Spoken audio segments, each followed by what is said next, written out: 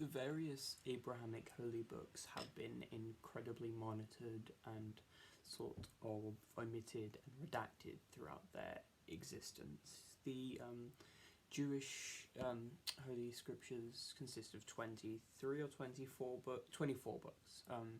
The one accepted by the Catholic Church is 73 books. The one accepted by the Protestant Church has 7 less books, 66 books. Yet, I'm inclined to say there's hundreds more, but the answer is probably closer to dozens. There are dozens of different books that fit this narrative that were at one point written to be a part of this Bible chronologicality, but were either purposefully removed, omitted, blacked out, or in some cases banned. The most famous example is the Book of Enoch, which is now considered non-canon by the Catholic Church, but was originally banned by the Catholic Church. It's basically the story of what is mentioned slightly in Genesis and Revelations of, the giants that existed on Earth, Nephilim, the more mythological side of things.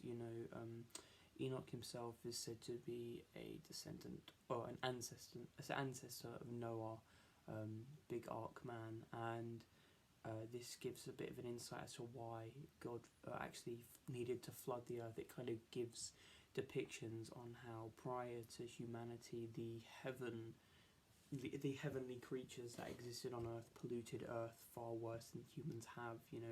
They destroyed the order that was given by God by, giving humans the ability to do certain things that were, resigned to heaven and such. So it was necessary to hard reset with the flood. But there are other books. There are, as I said, dozens, if not hundreds, of books that cover, the mundane. There are lots of, law books and wisdom books from Holy Scriptures and the Bible and the Talmud and whatever that were just removed because they were dry and non-comprehensive. We'd rather have a book that has just the Ten Commandments than a book that has page upon page upon page of just thousands of rules that we can surmise easier in some other way. But there's also some books in early Talmudic Judaism, early Christian viewpoint that have these in-depth descriptions of hell itself, of the 7 demons, the the horsemen, the things that we say are radical to appear in the Book of Revelations, compared to some of the books that were omitted. Revelations looks like a kid's birthday party when you think of the stories of the Watchers, the fallen angels, of what's his name, Samsus, these horrifying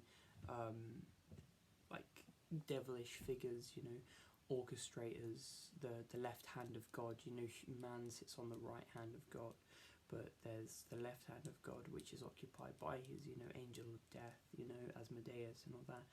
And these things were written, and at the time were just as true to people as the stories of Adam and Eve, as the existence of the Holy Spirit, and so on and so on. Yet they were over time gradually pushed out, not by people saying they weren't true or whatever. They were pushed out by the authorities in church, mainly the Catholic Church, and then when the Protestant Church separated, they didn't have the books to pick back on. No one knew they existed. It's only until recent discovery of these ancient books they've come back into light. So these were majority purposefully hidden to clean cut the religion, to keep it away from sort of the more vibrant, if that's the right word, paganistic but not pagan, mythological, that's the best word, mythological religions, to make people found it hard to rationalize God, and it only becomes harder when you have literal Leviathan and behemoths depicted as roaming the earth. So they were taken out by the authorities so people would back their churches more. They had huge committees orchestrated to organising the Bible just to keep their profit and their growth safe. And I really recommend reading some of these old, removed, redacted books. Some of them are so good and interesting and offer a whole new viewpoint of the religion as a whole, especially, as I've mentioned many times, the stories of the demons, because they just blow my mind that these were at one time canon in the Bible. It doesn't seem it, and I don't think very many people actually realise, this used to be Christian tradition. This was fact to Christians as much as fact as Adam is the first man. Before there are books in the Bible that says Eve wasn't the first woman, Lilith, the mother of demons was.